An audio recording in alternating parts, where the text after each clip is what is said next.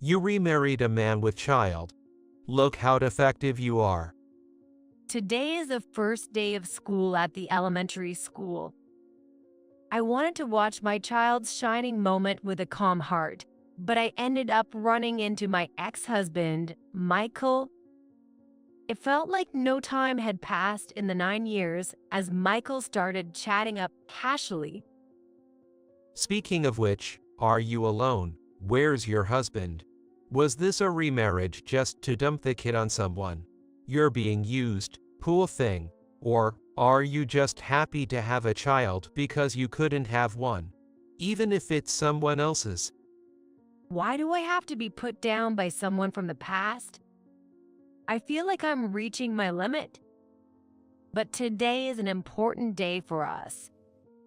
I try to be patient. That's all I can do right now.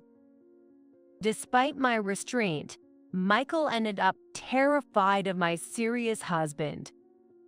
He was all by himself, shaking and acting threatening. I'm Susan, 24 years old. I just recently got married and moved to this peaceful rural area. My husband, Michael Wilson, was born in this small town. We met here in this town as well. A year ago, while on a road trip in a rental car with my friends, following the GPS led us into a ditch by accident. While pushing forward despite feeling anxious, I realized I was right in the middle of a potato field. Panicked, I tried to make a U-turn but got stuck in the mud. The car wouldn't move forward or backward. Just as I was standing there dumbfounded, Michael appeared dashing.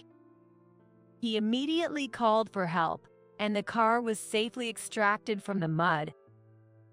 Hey, thank you for your help. Since you're my friend, I'll give you a special price, $3,000, okay? Hey, that's a rip-off, man.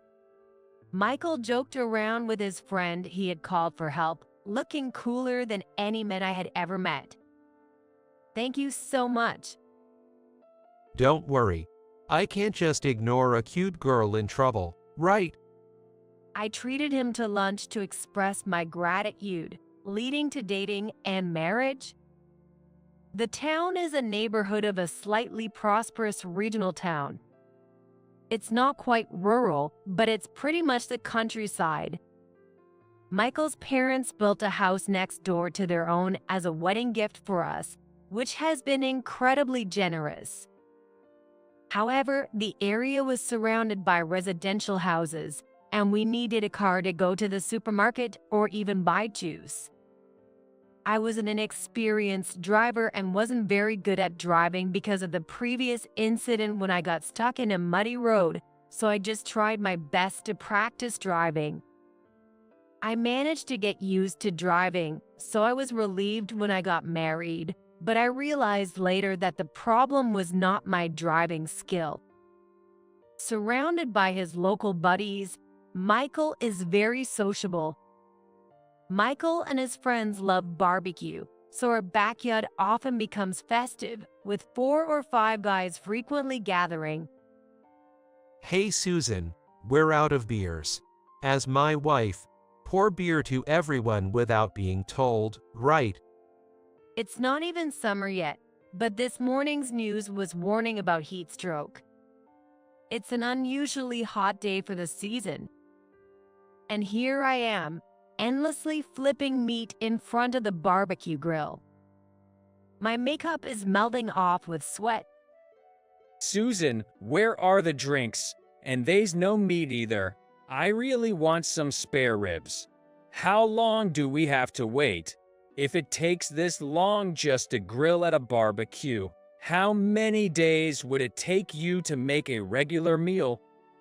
One of his friends teased me, and everyone burst out laughing. Michael laughed along with them. Oh no, sorry about that. Caught up in the atmosphere, I laughed too. Sweat ran into my eyes and stung. Tears blurred my vision, but they must have been mistaken for sweat, so nobody around me noticed. I keep smiling and working in front of almost strangers. I thought I was sociable and enjoyed hanging out, but even so, hanging out with his friends is just exhausting. The teasing from husband friends and being treated like a maid is painful, but I'm the wife, the newcomer, so maybe this is just how it is. Since I can't quite match their energy, I might as well stick to grilling meat and smile ambiguously. But being the only woman in a gathering of mostly men is frankly annoying every time. Oh my god, Susan just can't get it right, can she? Okay, I'll serve everyone some drinks myself. Oh, does everyone seem happy? You all like me too much. The members gathering always change, but Sarah, with her high-pitched voice, is always there. It seems she was the center of attention before I joined. At first, the men approached me too, but Sarah chased them off like pests. Susan is Michael's wife. No touching, no flirting. I was grateful to Sarah for a moment, but I soon realized her true nature. Like Michael and the other men, she left all the barbecue preparation and cleanup to me while Sarah just drank amongst the men. Without getting up, she calls out, "Susan, I want a hamburger, no tomato, please." The only other female participant was not on my side. The barbecues, supposedly held to foster interaction between me, the newcomer, and the local friends, have been going on for about 6 months since the marriage, but I still don't feel like I fit in.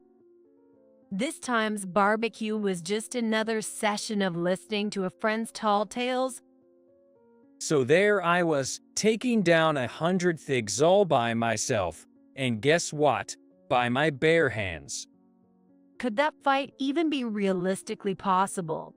I wonder, but I know they don't need any response other than, "Wow, that's amazing."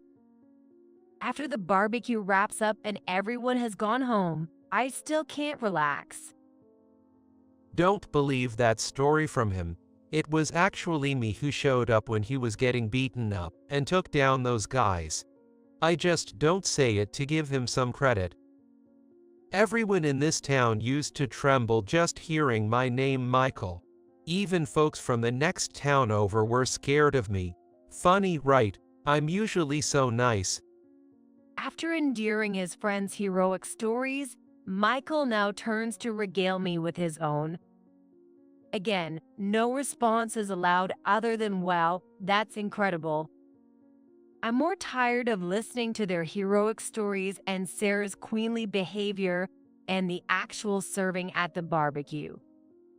My troubles continue. As I'm left alone cleaning up after the barbecue in the yard, my mother-in-law from the next house over pops her head out. It looked like another exciting and fun day. Yeah. Though it's hard for me to say it was enjoyable. She gently admonishes me. But you know, when are you going to have kids if you keep just hanging out with friends? Barbecues are more fun with family. You've been married for half a year, so it's time to start planning, you know.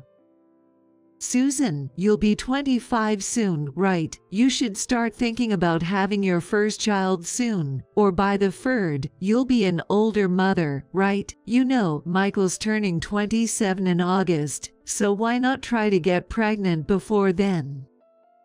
Well, that sounds good, but these things are blessings that come on their own.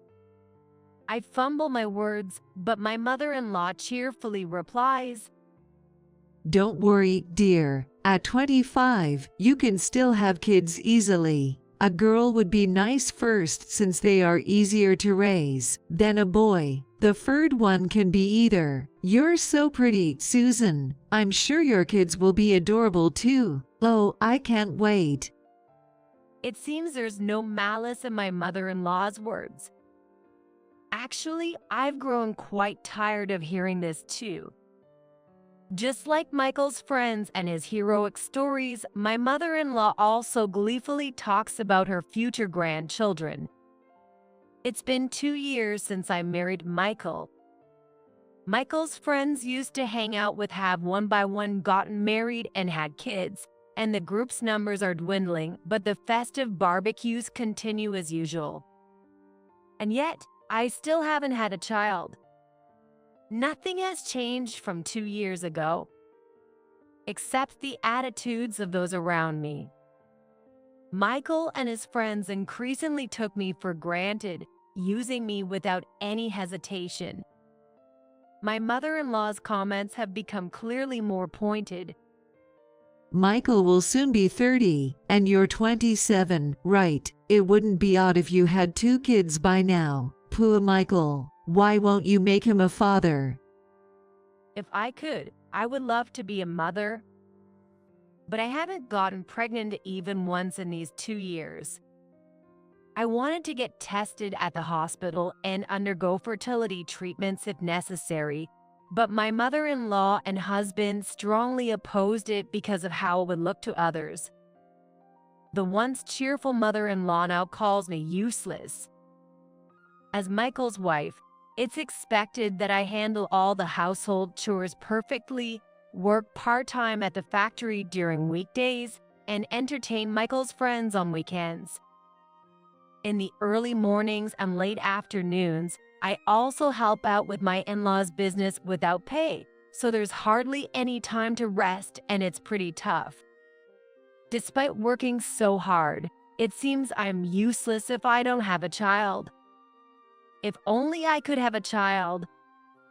Feeling cornered, I tried folk remedies and bought supplements and herbal medicines online that are supposed to be good for fertility, doing everything I could. But no results. It makes sense. Michael and I hardly engage in the kind of activities that could lead to having a child. Fertility, kids, it's so annoying. You're making me feel down. Even though his parents are pressuring him, he has no intention of cooperating. It's impossible for a woman to get pregnant on her own, but I was desperate not to miss the few chances we had. Such futile efforts became meaningless one day. Let's get a divorce. Out of the blue, during a typical breakfast, Michael brought up the idea of divorce. What? Why? Because you can't have kids. What about my heir? That's something we can work on together. That's when my mother-in-law interrupted. Susan, do you know what the most important job of a wife is? To produce an heir. Well, yes, that's... As I looked down, my mother-in-law spoke with a hint of kindness. It's okay, Susan. When I looked up, both my mother-in-law and Michael were smiling. Relax, the heir is on the way. Confused, I tilted my head. Michael's smile twisted into a sneer at me. Yo, the heir is on the way. You see, Sarah's pregnant. Unlike you, who couldn't manage in 2 years, Sarah got it right on the first try. Sarah is impressive. Wait a minute, so what does that mean? Michael and Sarah are having an affair, and Sarah is pregnant. Does that mean I, his wife, am being discarded? Though I understood, I didn't cry or get angry. I just spaced out.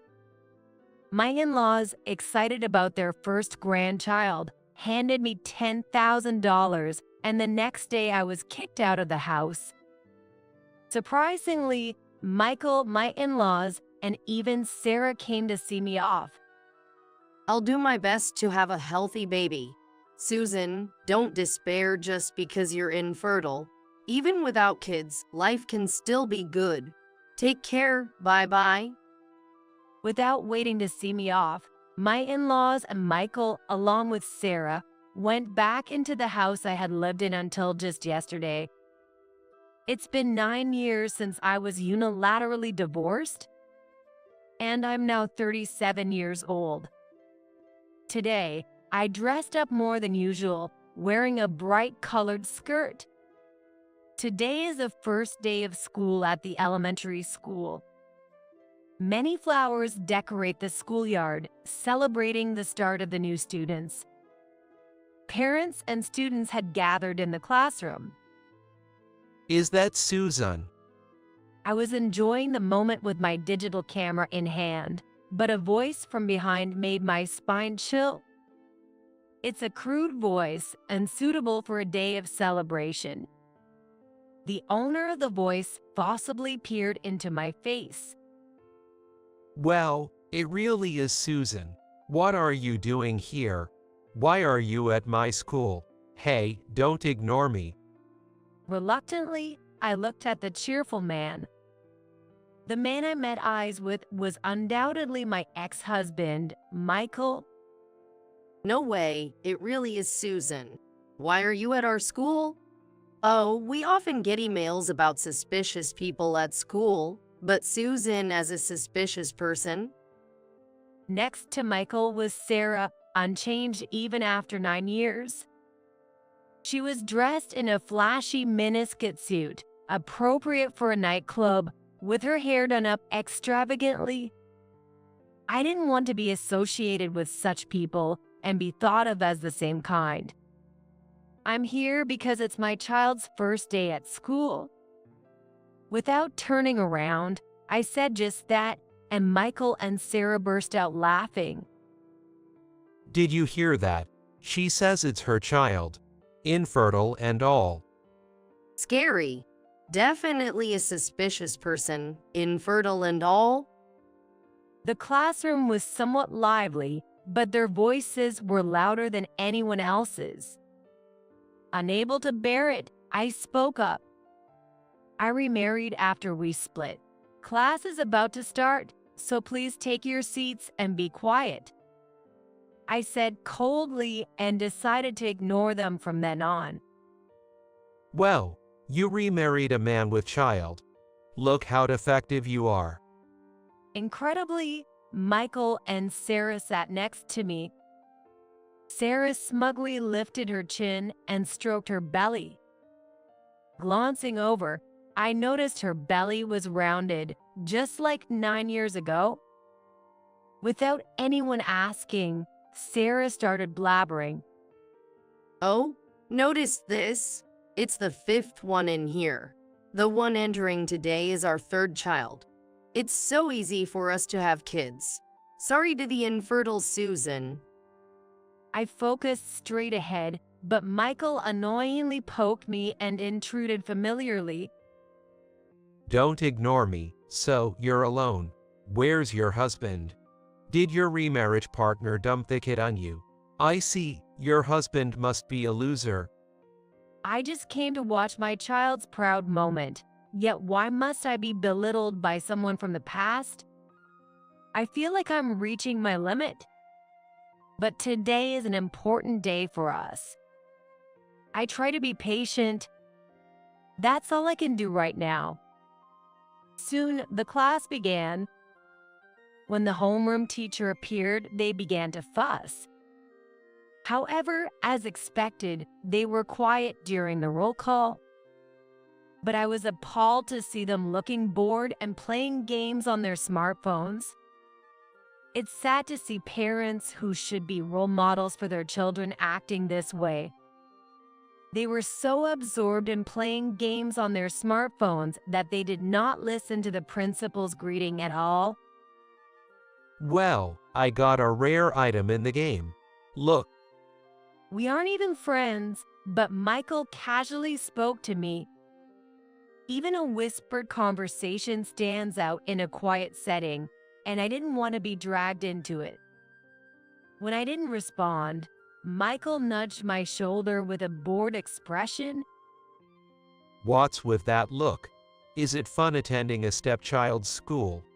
Who cares about someone else's kid, right? Michael kept provoking me as if testing how long I could keep my cool. Are you scared of your new husband or something? Can't go against him. Figures, he's the type of loser who dumps his kid on you and doesn't even show up to the school. I bet the kid would rat you out to him, right? Michael nodded to himself, assuming he was right. Me, I'm the kind of dad who actually shows up for my cute kids. Am I a good bad? Well, it's pretty normal nowadays. But your husband's just a loser, isn't he? Maybe your remarriage was just to offload kid on you. Must be sad being used like that. Or maybe you're just happy to have kid, even if they're not yours. The whispered insults just wouldn't stop. Sarah chuckled next to him as the insults continued under their breaths. But today is an important day for us. I try to be patient. Michael is actually a pretty caring dad. Always attends the school events. If Susan could have gotten pregnant, you could have been happy with Michael. I feel responsible for Sarah being left by me, a kind and gentle man, and falling for a scumbag. Be patient, be patient. No, I can't take it anymore. I won't let them insult me or my family any longer. I'll introduce you to my husband. I muttered sternly without looking at them, facing straight ahead. I was determined to make them see that my husband was not the loser they imagined. Oh really? Where is this an impressive husband of yours? Michael looked around mockingly. I kept my eyes on the front and responded, "He's right in front of you. The man currently giving a speech as the representative of the new student's parents. That's my husband." No way. For the first time, Michael and Sarah looked at the front. There stood a man confidently giving a speech. "He is my proud husband, Henry." He wasn't sitting next to me only because he had duties as the representative for the parents of the new students. But of course, he was there watching our child grow. He is not the kind of man who leaves all the parenting to the mother or shows no interest in his children. Is he a representative? Just likes the spotlight. Michael and Sarah were slightly flustered. The sight of Henry, a serious man far removed from their expectations, evidently annoyed them. Henry has actively taken on roles in the kindergarten and community association. The first time they were choosing officers at the kindergarten and everyone else was looking down, unable to bear the tense atmosphere, Henry volunteered to start. Henry, being tall and not very talkative, might seem intimidating at first glance. But deep down, he's a serious person who has earnestly contributed to the kindergarten and our local community. I expect he'll be just as active in the elementary school community. Congratulations on your first day at school today. Henry finished his speech. Glancing at Michael, I saw him inexplicably pale and trembling slightly. That guy, you've got to be kidding. It's strange that Michael is so shocked just because my husband is a serious man. Michael leaned closer to Sarah, shrinking in size. After that, Michael and Sarah quieted down and the first day concluded without further interruption. After that, I quickly distanced myself from them. Henry was caught up in a conversation and didn't come out of the classroom for several minutes. Peeking inside, I saw he was trapped by a chatty neighbor. This might take a while. I stood alone at the entrance, looking up at the trees swaying in the wind. Then, Michael and Sarah, who had been watching me from afar, deliberately came over to taunt me again. Hey, all alone.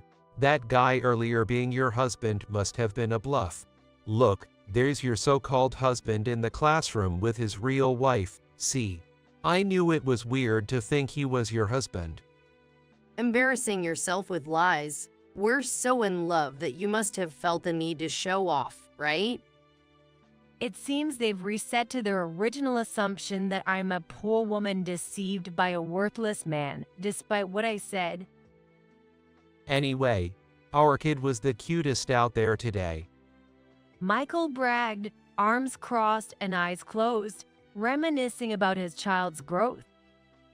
Despite being more restless than the new first graders, constantly playing games and whispering, he seemed deeply moved. So, which one was your stepchild? Introduce us. He's not a stepchild, he's my own son. Sure, as if you could have kids. No need to lie. Michael and Sarah grinned mockingly. Just then, my son Jack ran up with an innocent smile. Honestly, I didn't want him near them, but they are parents of my son's classmate. In front of Jack, I couldn't blatantly avoid them. Mom, did I respond loudly enough? Yes, you did. You were great, I said, patting proud Jack on the head. Turning back to Michael and Sarah, their smiles had vanished. Oh, he looks just like Susan. They probably imagined a stepchild who looked nothing like me. But Jack and I could almost be said to be identical. It's clear just by looking that we are undoubtedly parent and child. Yes, we do look alike. We're real parent and child after all. But you were infertile. They still harped on infertility even in the face of Jack. Seems like they can't think of anything worse to say. After I divorced Michael, I remarried and got pregnant right away. Nothing happened when I was with Michael. I used to be worried about not getting pregnant, but now I'm truly glad it allowed me to leave him cleanly.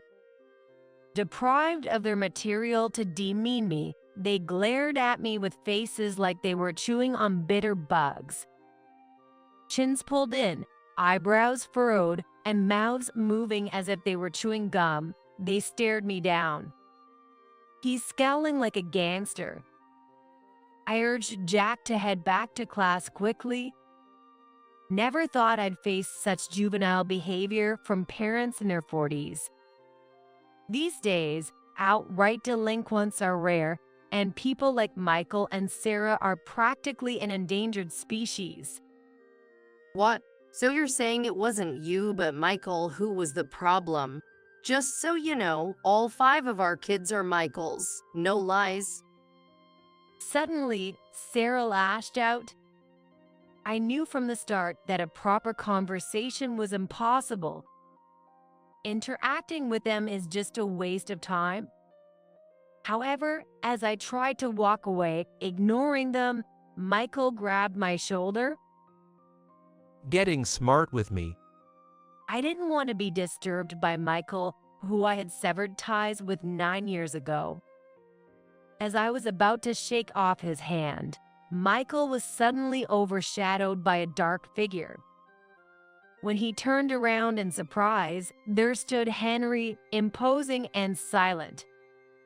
Without a word, Henry gently removed Michael's hand from my shoulder. Though he wasn't twisted or forced in any way, Michael couldn't stop trembling. Meanwhile, Henry's muscles were visible even through his suit, making his mere presence imposing. His chest seemed to be about twice as thick as Michael's. Henry, a head taller, looked down on Michael from above. Is there a problem? Henry asked in a rumbling, low voice. No, all good here. This doesn't involve you. Michael forced a smile and tried to ingratiate himself with Henry. Oh, Henry from the next town over, right? I've respected you since way back. Despite retreating, Michael tried to cozy up to Henry. It seems Michael knew of Henry. Henry doesn't talk much about himself, but I've heard stories from others. Since his school days, he was well-built and solid, respected without needing to raise his voice or his fists, feared for reasons not quite clear. Being a loner rather than part of a group might have contributed to the respect he commanded. There's also a legend, though its truth is uncertain, that once Henry alone fought and won against some dangerous people. Henry denies it, but people around believe it to be true. Michael, who lived in the neighboring town, had also heard the rumors. He used to boast, "When people hear the name Michael in this town, they all tremble," but his bravado is nowhere to be seen now. Michael groveled and fawned obsequiously. Sarah, laughing sloppily, clung to Henry's sturdy arm. Some men might enjoy being casually touched by a woman, but Henry looked very displeased as he shook off Sarah's hand. "Don't touch my husband," I blurted out unexpectedly. Michael and Sarah froze, looking at each other. During that moment, Henry walked over and put his arm around my shoulder. Michael must have realized deep down that Henry and I were truly married, but he was probably too frightened to admit it. Nervously, Michael started to speak. Susan, you're Henry. Michael looked confused. "I am Henry's wife," I declared clearly. Henry nodded deeply, and finally, Michael lost his color. No way, that can't be true. It was the second time today he expressed disbelief. The once confrontational Michael now slumped his shoulders, looking like a different person. You seem quite familiar with my wife just now. Please, feel free to include me in your conversation. No, that's okay. I heard what you were discussing. Infertility, right? But is it appropriate to discuss such a delicate matter loudly, especially on such at school? Michael shrank even more, sweating profusely, and started to back away slowly. I'm sorry. Without caring that his suit might get dirty, Michael knelt on the dirt-covered concrete that had flown from the playground. I didn't know. I had no idea Susan is your wife. As Michael nearly hit his head on the concrete, Henry stopped him. Even a gentle touch on the shoulder made Michael jump. So you are Michael Wilson. I've heard about you from Susan. It seems you treated her quite harshly in the past. No, well. Henry helped Michael stand up, then crouched to meet his eye level and gave a slight smile. But that's in the past. Now, as parents, let's both act in ways that won't embarrass our children. He said in a deep, resonant voice that seemed to vibrate the air. Yes, was all Michael could muster, his voice shaky. Tears welled up in Michael's eyes as he trembled, looking like a poorly controlled puppet. Henry's expression remained neutral, his eyes narrowing slightly. It's our promise. That simple reminder hit Michael like a bullet. He stumbled backward and fell on his behind. Michael, who used to boast about his misdeeds, now cowered like a puppy with his tail ticked between his legs in front of someone stronger. It was pitiful to see what kind of person he really was. Henry, known as a former tough guy from the neighboring town, had transformed into a good father, whereas Michael and Sarah had not grown up at all since their school days. They trembled in fear at the thought of Henry's past. But does such an old tale still have power to subdue people in this town today? If it has any effect, it's only within their narrow community. Michael and Sarah are a shame in terms of their appearance and behavior. Shall we go, Susan? right? There's a parent meeting after the class. Glancing at Michael and Sarah, who were still sitting stunned, I remembered that the PTA officers were to be elected at the meeting. You two should also attend the parent meeting. You'll be late. I called out to them as fellow parents, seeing that they might stay frozen there for hours otherwise. Surprisingly, Henry shook his head. The PTA president just told me that Michael doesn't need to participate specially. We should be going soon. Though puzzled, I started walking as Henry nudged me forward. However, Henry's words somehow revived Michael. That's right. I'm special. He regained his confidence and began to boast to me. Yo, I'm a big deal in this town. Henry might not know since he's from the next town over, but I'm quite famous here. Only I am exempt from PTA duties. The teachers told me, Michael, you don't have to bother with PTA stuff. They're scared of me. Our local elementary school had a declining number of students and was merged last year with a school in Michael's area. I was anxious about being in Michael's living area and hadn't realized our children would be the same age. Michael seemed to suggest that he held more sway in this town than Henry. Perhaps being intimidated by Henry, he had just remembered this was his turf. Despite having been submissive in front of Henry's past until now, his sudden switch was hard to follow. Really? Is that what you think? Henry sighed, holding his head. It's not because they're scared of you that you're excused from being a PTA officer. To be clear, you're excluded. Michael and Sarah looked dumbfounded, clearly believing they were truly special. Henry, usually so calm, must have been really upset to speak this much. Do you actually do any of the assigned PTA tasks? No, right? Instead, you just complain and disrupt the harmony. I've heard about all the trouble you caused when your older child entered school. Michael fell silent. Come on, pull yourself together. Don't let Henry beat you.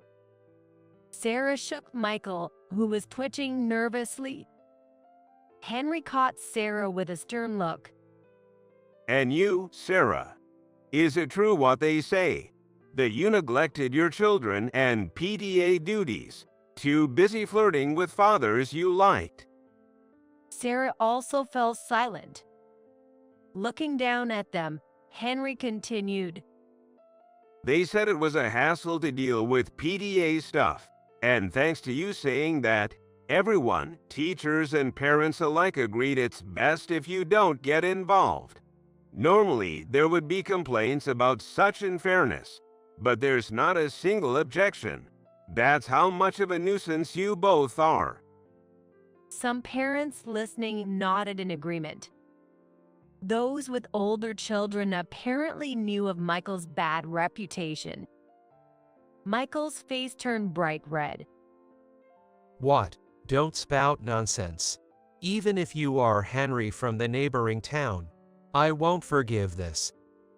Spitting as he shouted, Michael exclaimed, Do you know what happens when you make me angry? My friends will come soon. Reminded of past unpleasant events, I cringed at his outburst. But I'm not the same person who used to be afraid of him. My friends? You mean you're calling those guys? Yo, seriously. Why don't you call them? They'll come running if you pay them, right? What? I hadn't realized it during our marriage, but in hindsight, Michael was just a cash cow for his friends. His family was quite wealthy, and Michael was known for splurging. I remember even the friend who helped me when my car was stuck in mud, Michael handed him a wad of cash from his wallet. At the barbecues, there was all-you-can-drink beer and premium beef. Thinking about it, those guys never responded to invitations that didn't involve money or beer. They often seemed to be hitting up for money too, frequently asking for special prices. Just tens of thousands of dollars will do. How much would it take for them to go after Henry from the neighboring town? Michael lost his momentum and hung his head. It seemed he realized even he was tied by money. Finding out I knew, he suddenly felt embarrassed. No, no. If you think so, why don't you call them without flashing money? Shut up. They wouldn't come without money, Michael. You have the money, pay them $5,000 or $10,000 to shut them up. You have the money? Sarah slapped Michael on the back forcefully. Michael's energy drained even more. When even Sarah tells him to solve things with money, what can he do? Michael's tales of bravery were probably all lies. He bought his power with his parents' money and misunderstood his own status. Michael was miserable. I'm awesome, man. Michael muttered in a tearful voice, holding his head. Unable to endure the sneering looks from around, Michael slowly made his way to the school gate. Bent over so much he seemed to vanish like a ghost, though he was, of course, clearly visible. Maybe I should stop saying anything more. Out of pity? No, just out of sheer embarrassment. Michael, where are you going? Going to get money from your mom.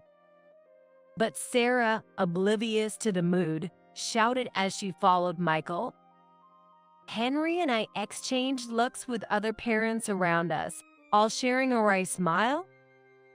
After that, Michael and Sarah no longer showed up at the school. In a small town, rumors spread fast. Apparently, there were doubts that all 5 of Michael's children were actually his. Sarah was known for flirting with men at the children's kindergarten and school, which resulted in their exclusion, not just exemption, from the PTA. Michael apparently didn't know until Henry told him on the day at the school. He didn't know about his wife's reputation with men. Henry was surprised later. Everyone thought Sarah's behavior was well known, but it seems no one had told Michael. Having no real friends among his followers, no one had informed him. Wow, did I accidentally spill the beans on her affair? Did I do something bad? It's stranger that everyone in town knew except Michael. It's not really a bad thing.